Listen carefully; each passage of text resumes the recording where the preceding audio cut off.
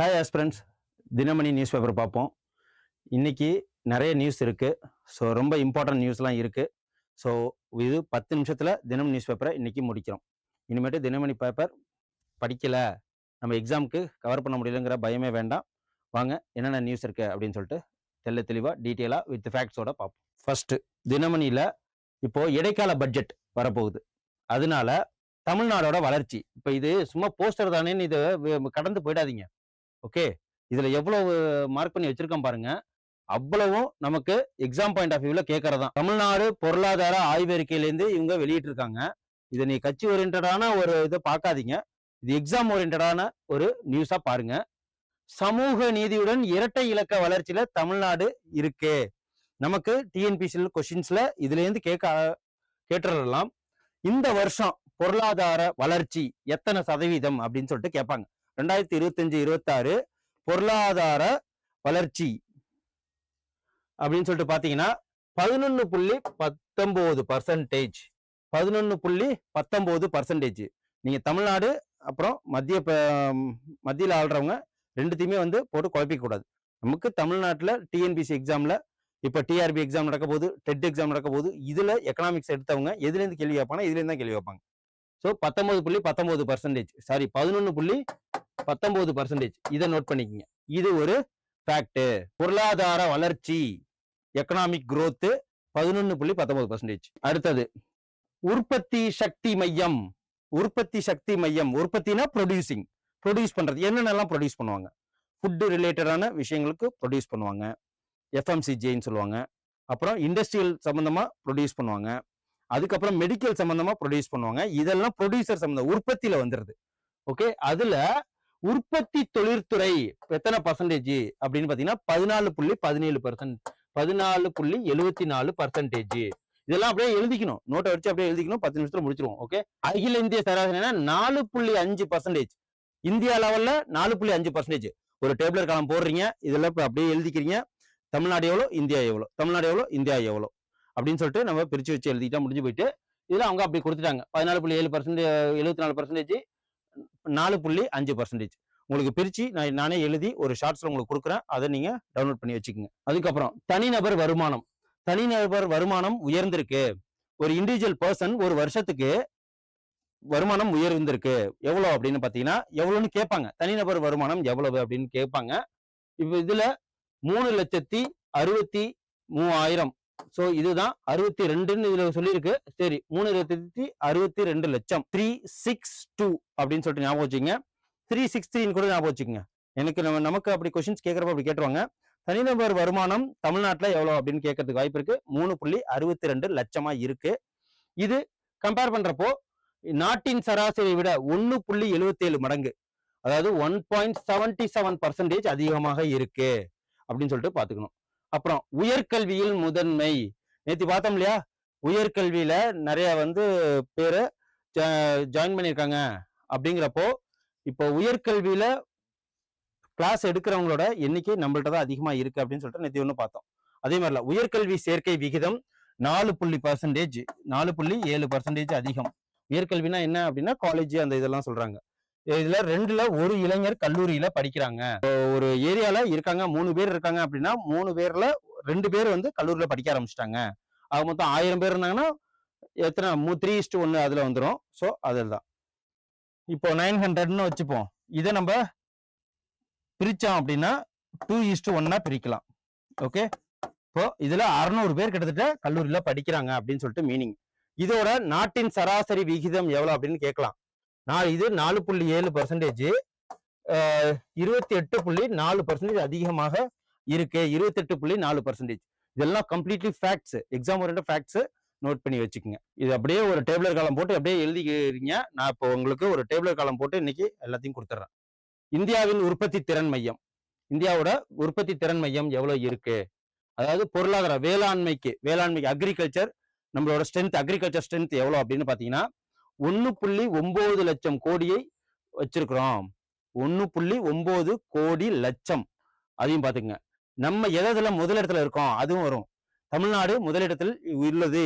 எதுல வந்து சொல்லியிருக்காங்க அப்படின்னு பாத்தீங்கன்னா, பொருளாதார ஆய்வுல எதுல சொல்லியிருக்காங்க அப்படின்னா, கேழ்வரகு, கரும்பு, கேழ்வரகு, கரும்புல தமிழ்நாடு முதலிடத்துல இருக்கு. அது மட்டும் இல்லாம பனானா உற்பத்தி, பனானானா வாழைப்பழம், அந்த உற்பத்தியில தமிழ்நாடு முதலிடத்துல இருக்கு. இதையும் சேர்த்துக்கணும். அப்புறம் சேவை எழுச்சி, சேவை எழுச்சினா சர்வீஸ் செக்டார்ல சேவைத்துறை 11.3%. சேவைத்துறைனா என்னென்ன வரும்? பேங்கிங் செக்டார்ல, டீச்சிங் செக்டார்ல, அதுக்கப்புறம் கார்லாம் ஓட்டுவாங்க இல்லையா, அந்த டிரைவிங்கு, டிரான்ஸ்போர்ட், இதெல்லாம் வந்து சேவைத்துறையில வரும். டாக்டர் தொழில், அப்புறம் வக்கீல் தொழில், இதெல்லாமே வந்து சேவைத்துறையில வரும். எவ்வளவு அதிகமா இருக்கு அப்படின்னு பாத்தீங்கன்னா 11.3%. சாஃப்ட்வேர்ல ஒர்க் பண்றவங்க இது எல்லாமே சேவைத்துறையில வந்துடும். 11.3%. இது கேட்க வாய்ப்பு இருக்கு. ஏன்னா நம்ம சேவை வரியில தான் அதிகமான ஏற்றுமதியும் பண்றோம். அதுவும் உள்ள இருக்கு. நம்ம ஏற்றுமதி இறக்குமதியில அதிகமா வந்து சம்பாதிக்கிறது எது இந்தியா அப்படின்னு பாத்தீங்கன்னா ஏற்றுமதியில. என்ன ஏற்றுமதி பண்றோம் அப்படின்னா சாஃப்ட்வேர் ஏற்றுமதி பண்றதுல, அந்த மாதிரி சோர்சஸ் இதுலதான் நம்ம அதிகமா பண்றோம். அதனாலதான் இதை கேள்வி கேட்டுருவாங்க. அப்புறம் உள்கட்டமைப்பு, இன்ஃப்ராஸ்ட்ரக்சர் டெவலப்மெண்ட், இதுல எதெல்லாம் வரும்? ரோடு, பஸ், ட்ரெயின் தளவாடங்கள், பாலம், ஏரோப்ளேனு, அப்புறம் பில்டிங்கு, இதெல்லாமே வர்றதுதான். ஸோ சாலைகள், துறைமுகங்கள், தளவாடங்கள், மெட்ரோ விரிவாக்கம், இது போன்ற எல்லாத்துலயுமே சேர்த்து 2.54 லட்சம் கோடி முதலீடு செய்யப்பட்டிருக்கு. எவ்வளவு செய்யப்பட்டிருக்கு அப்படின்னு சொல்லிட்டு கேட்கலாம். அப்புறம் அனைத்தையும் உள்ளடக்கிய சமூக முதலீடு, இன்க்ளூசிவ், அனைத்தையும் உள்ளடக்கியது. அதுல பாத்தீங்கன்னா கல்வி, அதுல என்னென்னலாம் வந்துடும் அப்படின்னா கல்வி வந்துடும், ஹெல்த் வந்துடும், ஆரோக்கியம், அப்புறம் ஹெல்த், அதுக்கப்புறம் சோசியலா சமூகத்தோட நல்லிணக்கமா இருக்கணும் இல்லையா, அது வந்துடும். இதுல சமூகத்துறை, இதெல்லாம் காஸ்ட் ஆஃப் லிவிங்ஸ், இதெல்லாம் சேர்ந்து வர்றதுதான். ஸோ இதுல 1,57,867 கோடி செலவு செஞ்சிருக்கிறாங்க. இதெல்லாம் செலவு ஐட்டம், எக்ஸ்பெண்டிச்சர்ஸ். அதுக்கப்புறம் ஏற்றுமதியில யாரு முதலிடம் அப்படின்னு பாத்தீங்கன்னா நம்ம தான் முதலிடம் இருக்குமா அப்படிங்கிறப்போ எவ்வளவு அப்படின்னா 52.7 பில்லியன், 52.7 பில்லியன் டாலர் அளவுக்கு நம்ம ஏற்றுமதி செஞ்சுக்கிட்டு இருக்கோம். எதுல அப்படின்னா வணிகம் மற்றும் பொருட்கள் ஏற்றுமதியில. அப்புறம் மின்னணுவியல், ஜவுளி, தோல் ஏற்றுமதியில தமிழ்நாடு முதலிடம். ஃபர்ஸ்ட் நம்ம என்ன பார்த்தோம்? கேழ்வரகு முதலிடம் பார்த்தோம். அப்புறம் பனானா, அதாவது உற்பத்தியில முதலிடம். அதுக்கப்புறம் கரும்புல உற்பத்தியில் முதலிடம். இது ஜவுளி துறையில முதலிடம், தோல் ஏற்றுமதியில முதலிடம். அப்புறம் இது அனைத்திலுமே நம்ம ஏற்றுமதியில முதலிடம் இருக்கு. இதையும் பார்த்துக்குங்க, நோட் பண்ணி வச்சுக்கோங்க. சுகாதாரத்துறையில், சுகாதாரத்தில் முதன்மை, அதுலயும் நம்ம முதன்மையா இருக்கோம். எவ்வளவு அப்படின்னா 100, அதாவது தமிழ்நாட்டுல சிசு இறப்பு விகிதம், இன்ஃபேன்ட் மார்டாலிட்டி ரேட் இருக்கு இல்லையா, இன்ஃபேன்ட் மார்டாலிட்டி ரேட்ல 1000 குழந்தை பிறந்துச்சுன்னா அதுல 12 குழந்தை தான் இறக்குது அப்படின்னு சொல்றாங்க. அதுலயும் நம்ம இந்தியால முதலிடத்துல இருக்கோம். ஏன்னா இதுவும் முக்கியம். ஆயுள் நீட்சி அதுவும் வந்து அதிகமா இருக்கு. அப்புறம் ட்ரில்லியன் பொருளாதாரத்தை நோக்கி நம்ம 2031 $1 trillion நம்ம பொருளாதாரத்துல ஈட்டணும் அப்படின்னு சொல்றாங்க. அதையும் பார்த்துப்போம். அப்புறம் மீள்தன்மை கொண்ட பொருளாதாரம். ஓகே, இதுல என்ன அப்படின்னா உலக அளவில் இறக்குமதி கட்டணம் மற்றும் நிச்சயமற்ற தன்மை இருந்தாலும் தமிழ்நாடு வலுவான வளர்ச்சி அடைஞ்சிட்டு இருக்கு அப்படின்னு சொல்றாங்க. அப்புறம் முதலீடு ஈர்ப்புல $689 மில்லியன் நம்ம ஈர்த்திருக்கோம். ஸோ இதையும் நோட் பண்ணி வச்சுக்கோங்க. இப்போ நியூஸ் போயிடலாமா? சரி, இதுல பார்ப்போம். இதுல என்ன அப்படின்னா இது நமக்கு தேவையில்லை. ஓகே, இது நமக்கு தேவையில்லை. ஸோ எக்ஸாம் பாயிண்ட் ஆஃப் வியூல நமக்கு தேவையில்லை. ஸோ ஓம் பிர்லாவுக்கு எதிரான தீர்மான நோட்டீஸ் முடிவெடுப்பு, இது நமக்கு ஆல்ரெடி ஸ்பீக்கர் ஆஃப் ரிமூவல் அப்படிங்கிற ஒரு வீடியோ பார்த்துட்டோம், ஷார்ட்ஸும் பார்த்துட்டோம், நமக்கு ஆல்ரெடி பார்த்துட்டோம். அதையும் வந்து பார்த்துக்குங்க. 93, 94, 94C, 95, 96, 97, 100, 110, இது எல்லாத்துலயுமே லோக்சபா ஸ்பீக்கரை பத்தி பேசுவாங்க. ஓகே, இதுல நோ கான்ஃபிடன்ஸ் மோஷன் சொல்ல மாட்டாங்க, ரிமூவல் ஆஃப் ஸ்பீக்கர் அப்படின்னு சொல்லிட்டு சொல்லுவாங்க. அது மட்டும் பார்த்துக்குங்க. இவர் லோக்சபாவோட தலைவர். ஜென்ரலா வந்து லோக்சபாவோட தலைவரை எங்க தேர்ந்தெடுப்பாங்க அப்படின்னா யார் அதிகமான வாக்கு வித்தியாசத்துல ஜெயிச்சிருக்காங்களோ அவங்க இதுல இருந்து ஓட்டு போட்டு ஜெயிக்க வைப்பாங்க. அவர் தான் ஓம் பிர்லா. இவர் 17வது ஸ்பீக்கரா இருக்கிறாங்க. முதல் ஸ்பீக்கர், பெண் ஸ்பீக்கர் யாரு அப்படின்னு பாத்தீங்கன்னா மீரா குமார். அவங்களையும் நோட் பண்ணி வச்சுக்கோங்க. அதுக்கப்புறம் இவங்க இதுல ஏன் மணிபில்ல இவங்களோட ரோல் அதிகமா இருக்கு அப்படின்னா அது மணிபில் இல்லையான்னு சொல்றதே லோக்சபாவுக்கு ஆர்டிகல் 110 ரொம்ப இம்பார்ட்டன்ட். அதுக்கப்புறம் ஆர்டிகல் 100 அதுவும் இம்பார்ட்டன்ட். இப்போதைக்கு என்ன important? 94C removal of speaker. எதனால அப்படின்னு சொல்லிட்டு பார்ப்போம். இது வேணும். ஏஐ உச்சி மாநாடு, தில்லியில் ஏஐ உச்சி மாநாடு நடக்குது. இதுல எந்தெந்த நாட்டுல இருந்துலாம் கலந்துக்கிறாங்க அப்படின்னா இது 4வது நாடு நம்ம வச்சுக்கிருக்கோம். ஃபர்ஸ்ட் வந்து 2023ல பிரிட்டன்ல நடந்தது ஏஐ உச்சி மாநாடு. 2வது சவுத் கொரியால சியோல்ல நடந்தது ஏஐ உச்சி மாநாடு. 3வது 2025 பிரான்ஸ்ல நடந்தது, பாரிஸ்ல நடந்தது. இப்போ 4வது 2026 இந்தியால நடக்குது ஏஐ உச்சி மாநாடு, ஆர்டிபிஷியல் இன்டெலிஜென்ஸ் சமிட். இது ரொம்ப ரொம்ப important exam point of international news வெளியில. ஸோ இது ஏஐ தாக்க உச்சி மாநாடு 2024ல பண்ணியிருக்கிறாங்க. இது எதெல்லாம் வந்து இங்க கலந்துக்கிறாங்க அப்படின்னு சொல்லிட்டு பாத்தீங்கன்னா, ஐநாவோட பொதுச் செயலாளர் ஆண்டனியோ குட்டேரஸ் கலந்துக்கிறாங்க.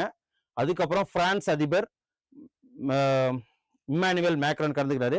பிரேசிலோட அதிபர் கலந்துக்கிறாரு. அவர் பேர் என்னன்னா லூலா டா சில்வா. இதை நேத்தையும் பார்த்தோம், இப்பயும் பாத்துக்குங்க. ஒரே விஷயத்த டெய்லியும் பார்க்கும்போது உங்களுக்கு மனப்பாடம் அடைஞ்சிரும். ஸோ அவ்வளவுதான். இதுல இருந்து நம்ம எதுவும் தெரிய வேண்டாம். அலுவல் மொழி குழுவின் 13வது அறிக்கை வெளியிட்டிருக்காங்க. இங்க அலுவல் மொழி பார்ட் 22 அலுவல் மொழியை பத்தி பேசுது. ஸோ அதையும் பார்த்துக்குங்க. அடுத்து நம்ம இதுல என்ன பார்க்க போறோம் அப்படின்னா, அமித்ஷா அவர்கள், இவங்க ஹோம் மினிஸ்டரா இருக்காங்க இந்தியால. என்னன்னா அலுவல் மொழியை பத்தி அறிக்கை 13வது அறிக்கை விட்டுருக்காங்க. அலுவல் மொழி அப்படிங்கிறது நமக்கு கான்ஸ்டியூஷன் படியா பார்க்கணும். ஸோ இதை நம்ம ஒரு நியூஸா பார்க்காம கான்ஸ்டியூஷன் படியா அது எப்படி இருக்கு அப்படின்னு சொல்லிட்டு இதையும் பார்க்குறோம். இந்த அலுவல் மொழியை பத்தி கொஞ்சம் டீட்டெயிலா பார்த்துருவோம். அலுவல் மொழி இது பார்ட்டு பகுதின்னு சொல்லுவாங்க. பார்ட்டு 17 இதை இப்படி எழுதுவாங்க. ஓகே, பார்ட்டு 17 இதுல இருக்கு. ஷெடியூல் எத்தனை இருக்கு? 8வது ஷெடியூல்ல இருக்கு. அட்டவணைன்னு சொல்லுவாங்க. அட்டவணை 8வது அட்டவணை இருக்கு. ஓகே, அதுக்கப்புறம் இந்த அலுவல் மொழி மொத்தம் எத்தனை இடம் பெற்றிருக்கு அப்படின்னு பார்த்தீங்கன்னா 22 லாங்குவேஜ், 22 மொழியில இருக்கு. 1963 அபிஷியல் லாங்குவேஜ் அலுவல் மொழி சட்டத்தின் படி.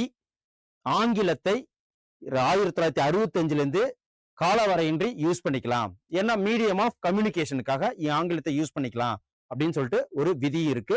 அது ஆங்கிலம் யூஸ் பண்றதுக்காக என்ன விதி இருக்கு அப்படின்னு சொல்லிட்டு கேட்டாங்கன்னா 1963 official language act, official language act. Okay, இதையும் எழுதி வச்சுக்கணும். 1965ல இருந்தா நம்ம யூஸ் பண்ணிக்கலாம். அப்புறம் இதுதான் நேஷனல் லாங்குவேஜ் அப்படின்னு சொல்லிட்டு நமக்கு எந்த ஒரு வரையறையும் நமக்கு கான்ஸ்டியூஷன்ல அரசமைப்புல எதுவுமே கிடையாது.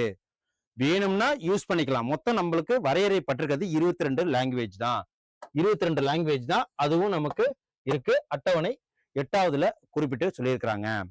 ஓகே, இதுல நமக்கு தெரிஞ்சா போதும். அதுதான் இந்த அபிஷியல் லாங்குவேஜ். ஹிந்தி தான் யூஸ் பண்ணணும்னு கிடையாது. ஸோ கமெண்ட் பண்ணுங்க, புரியலன்னா இன்னொரு தடவை எடுத்துடலாம். அப்புறம் இன்று தமிழக இடைக்கால பட்ஜெட் நம்ம ஃபர்ஸ்ட் பார்த்தோம் இல்லைங்களா? தமிழக இடைக்கால பட்ஜெட் இப்ப எந்தெந்த வளர்ச்சியில நம்ம முன்னில இருக்கோம், ஏற்றுமதியில எந்த அளவுக்கு முன்னேற்றத்துல இருக்கோம், அப்புறம் உற்பத்தியில எந்த அளவுக்கு நம்ம ஃபோக்கஸ் பண்ணியிருக்கோம் அப்படின்னு சொல்லிட்டு எல்லாத்தையுமே பார்த்தோம் இல்லையா? ஸோ அதே மாதிரிதான் அதெல்லாம் பேஸ் பண்ணி தான் தமிழக இடைக்கால பட்ஜெட். இப்ப இந்த வருஷம் எலெக்ஷன் வரப்போறதுனால இப்பயே வெளியிட்டிருக்காங்க. ஸோ அதையும் பார்த்துப்போம். பொருளாதார வளர்ச்சி 11.19%. இதை நோட் பண்ணி வச்சுப்போம். ஆய்வறிக்கையின் தகவல். அதுக்கப்புறம் ஒரு நபர் தமிழகத்தில் தனிநபர் வருமானம் 3.62 லட்சம். அதுல சொன்னதுதான் இதுலயும். ஓகே, தனிநபர் வருமானம் அதுல சொன்னதுதான் இதுவும். அப்புறம் உற்பத்தி தொழில்துறை 17.74%. ஸோ இது எல்லாத்தையுமே பார்த்துக்குங்க. அதுல சொன்னது இதுலயும் சொல்லியிருக்கேன், வேற ஒன்றும் இல்லை. தேர்தல் ஆண்டு என்பதால் இடைக்கால நிதிநிலை அறிக்கை இருக்கு. ஜென்ரலா வந்து இடைக்கால அறிக்கை பிப்ரவரி லாஸ்ட் வீக்கும் மார்ச் முதல் வீக்கும் சொல்றதுதான். இதை பார்த்துப்போம். அப்புறம் புலம்பெயர்ந்த மைக்ரேஷன், இதுல நமக்கு கொஸ்டின் இதை கேட்டுருவாங்க. ஓகே, இதை நல்லா பாத்துங்க. புலம்பெயர்ந்த தமிழர் நலனுக்காக தமிழ் தடம் அப்படின்னு சொல்லிட்டு தமிழ்நாடு அரசு இந்த போர்ட்டலை வெளியிட்டிருக்காங்க. தமிழர் தடம் அப்படின்னா ஃபாரின்ல வாழ்வாங்கல்ல தமிழர் முன்னோடிகள்லாம் இருப்பாங்க, தமிழர் வாழ் மக்கள்ஸ் எல்லாம் இருப்பாங்க இல்லையா, அவங்களுக்காக உள்ளதுதான். உலகெங்கும் வாழும் புலம்பெயர்ந்த தமிழர்கள் மைக்ரேட் ஆகி போயிருப்பாங்க, தொழிலுக்காக, கல்யாணம் ஆகி போயிருப்பாங்க, ஏதோ ஒரு விஷயத்துக்காக. புலம்பெயர்ந்த தமிழர் இடம்பெயர்வுக்காக வரலாற்று செய்திகள் அவங்க தெரிஞ்சுக்கணும், ஆய்வு கட்டுரைகள், குடிபெயர்வு குறிப்புகள் அதெல்லாம் அவங்க பண்ணணும் அப்படிங்கிறதுக்காக ஆரம்பிக்கப்பட்ட ஒரு போர்ட்டல் தான் தமிழர் தடம். அதுக்கப்புறம் தமிழ் மனம் அப்படின்னு சொல்லிட்டு தமிழர்களுக்கு தமிழ் மொழி மற்றும் கலைகளை கற்பிக்க, தமிழ் கலைகளை கற்பிக்க, தமிழ் மியூசிக்ஸை கற்பிக்க, தமிழ் நாடகங்களை கற்பிக்க வெளிநாட்டுல இருக்கிறவங்களுக்கு, குடிபெயர்ந்தவங்களுக்கு தமிழ் மனம் அப்படின்னு சொல்லிட்டு ஒரு அமைப்பும் ஆரம்பிச்சிருக்காங்க. இதுல ஜாப் வந்து ரெக்ரூட் பண்ணி எல்லாருக்குமே எந்தெந்த நாட்டுக்கெல்லாம் அனுப்பிச்சிருக்காங்க அதுன்னு சொல்லியிருக்காங்க. 8 நாடுகளுக்கு அனுப்பிச்சிருக்காங்க பணிபுரியறதுக்கு.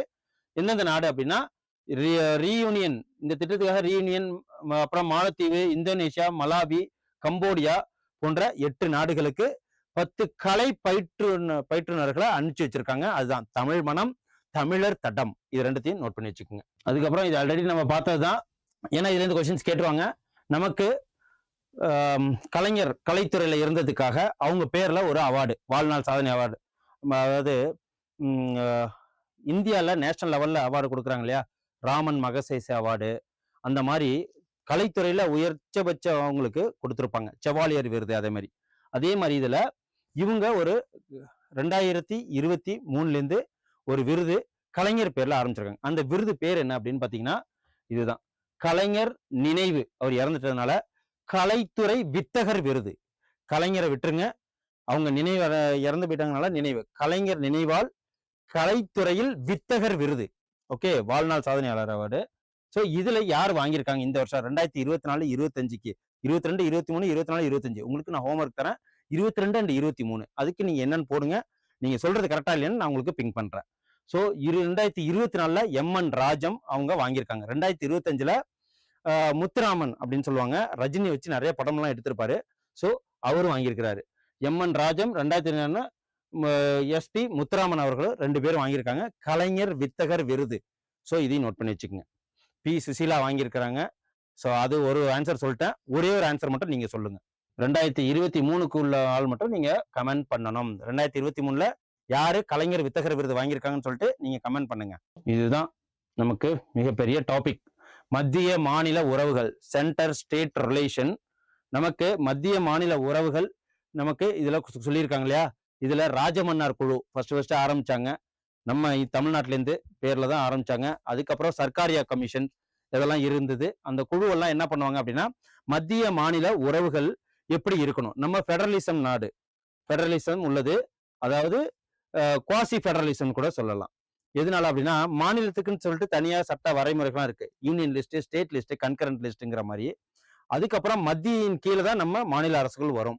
இதுல லெஜிஸ்லேட்டிவ் ரிலேஷன், சட்டமன்றம். இப்ப ராஜ்யசபால இருக்காங்க இல்லையா, நம்ம 18 பேர் ராஜ்யசபா, 39 பேரு லோக்சபா எம்பியா போறோம், 18 பேர் ராஜ்யசபா எம்பியா போறோம். அது ஒண்ணு இருக்கு. அதுக்கப்புறம் இது சட்டமன்றத்துல, அதுக்கப்புறம் அங்கேருந்து லெஜிஸ்லேட்டிவ்க்கு, சட்டமன்றத்துக்கு கவர்னரை பிரசிடென்ட் அப்பாயின்மெண்ட் பண்றாங்க. ஸோ இதுவும் வந்து லெஜிஸ்லேட்டிவ் பவர்ல தான் வருது, ரிலேஷன் ஷேரிங்ல தான் வருது. அப்புறம் ஐஏஎஸ் ஐபிஎஸ் எக்ஸாம் எழுதுறவங்க இதெல்லாம் யார் வரும்னா எக்ஸிகியூட்டிவ் ரிலேஷன். அதுல ஐஏஎஸ் எக்ஸாம் எழுதுறாங்க இல்லையா, அவங்கள சென்ட்ரல் தான் வந்து நியமனம் பண்ணுது. அதே மாதிரி எஸ்எஸ்சி எக்ஸாம் எழுதுறவங்க சென்ட்ரல் தான் நியமனம் பண்ணுது. ஆர்ஆர்பி எக்ஸாம் எழுதுறவங்க சென்ட்ரல் தான் நியமனம் பண்ணுது. இவங்கள பேங்கிங் எக்ஸாம் எழுதுறவங்க சென்ட்ரல் நியமனம் பண்றத ஐபிபிஎஸ் போர்டு. ஸோ அவங்கள தமிழ்நாட்டுக்கு பணி சர்வீஸ் பண்றதுக்கு அனுப்புறாங்க இல்லையா, இது executive relation, administrative relation, government engines அப்படின்னு சொல்லிட்டு சொல்லுவாங்க. அதுக்கப்புறம் ஃபினான்ஷியல் ரிலேஷன். ஃபினான்ஷியல் ரிலேஷன் என்ன அப்படின்னா, ஃபினான்ஸ் கமிஷன் நம்ம பார்த்திருப்போம். ஃபினான்ஸ் கமிஷன் இப்போ 16வது finance commission Arvind Panagariya report submit பண்ணியிருக்காரு. ஆர்டிகல் 280. இந்த விஷயங்கள்லாம் நம்ம எதுக்காக அப்படின்னா, நம்ம டாக்ஸ் வாங்குவோம், டாக்ஸ் மாநிலத்தையும் டாக்ஸ் வாங்குவாங்க.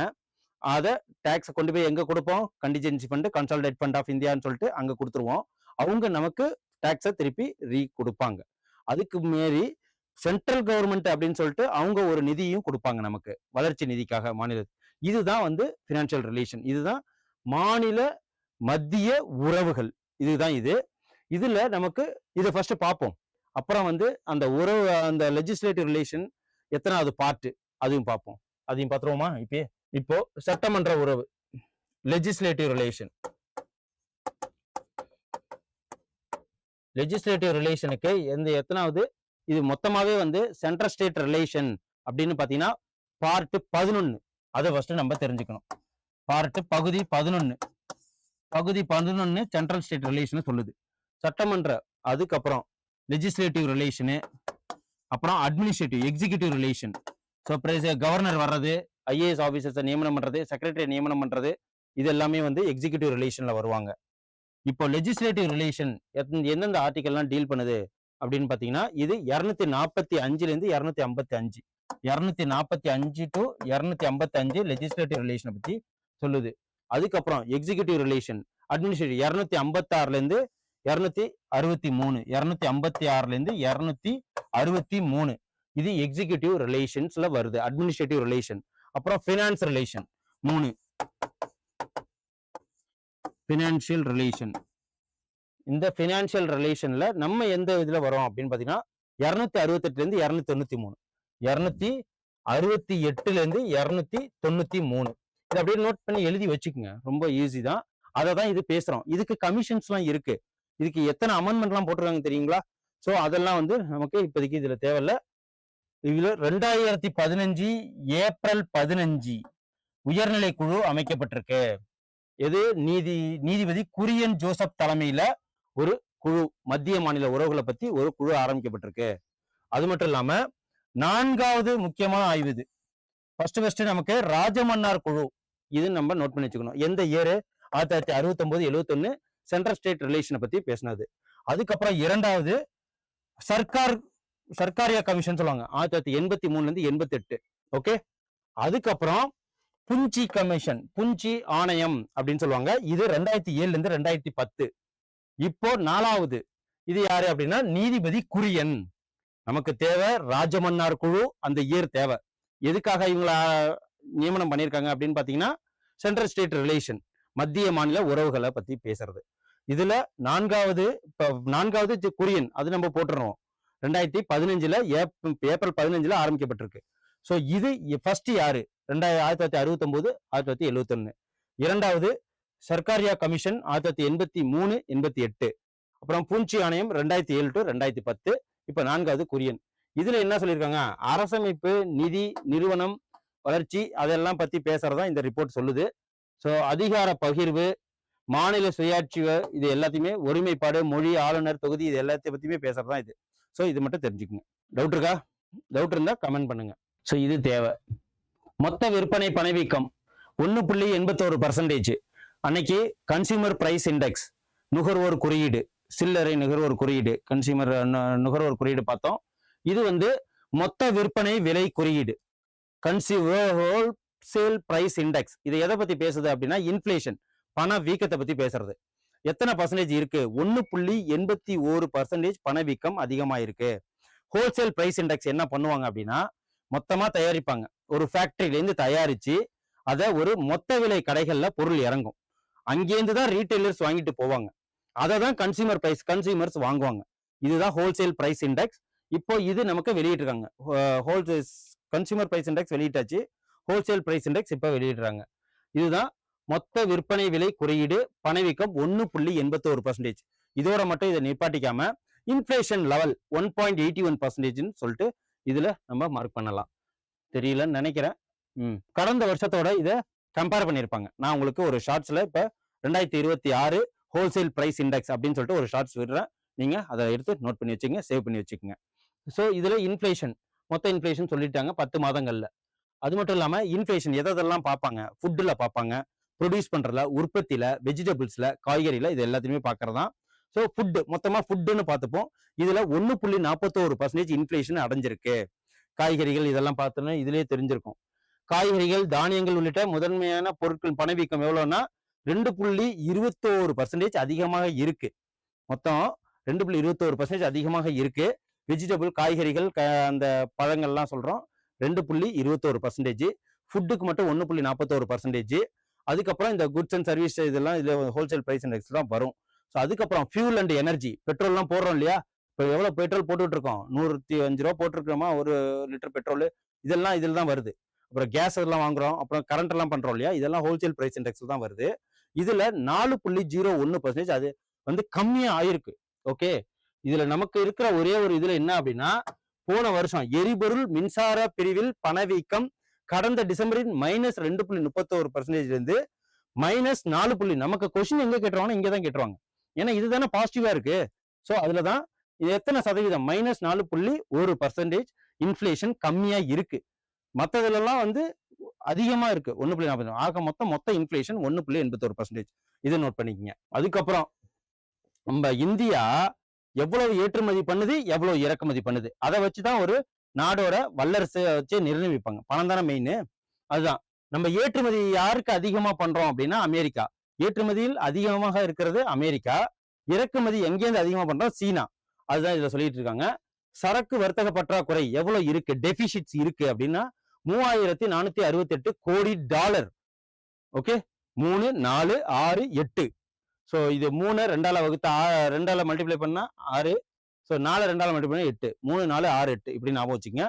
இது எதெல்லாம் அப்படின்னு பாத்தீங்கன்னா, இறக்குமதி, நம்ம இறக்குமதி பண்றது இப்ப சீனால இருந்து அதிகமா பண்றோம். 7127 கோடி டாலர் உயர்ந்து இருக்கு.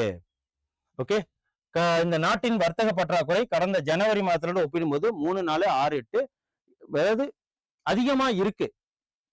அதாவது இது கம்மி ஆகணும் அப்படின்னா இறக்குமதியோட ஏற்றுமதி அதிகமாகணும். அப்பதான் இது கம்மியாகும். ஸோ ஏற்றுமதி கம்மியா இருக்கு, இறக்குமதி அதிகமா இருக்கு. அதுதான் இதுல டெபிசிட். ஓகே, இதுல நம்ம பாசிட்டிவா எதுல இருக்கோம் அப்படின்னா சேவை ஏற்றுமதியில நம்ம தான் அதிகமா இருக்கோம். 4390 கோடி டாலராக இருக்கு. இறக்குமதி 1960 கோடி. இது ரெண்டுத்தையும் மைனஸ் பண்ணாலே நம்மளோட டெபிசிட் லெவலு இருக்கா இல்ல அதிகமா இருக்கான்னு நமக்கு தெரிஞ்சிடும்.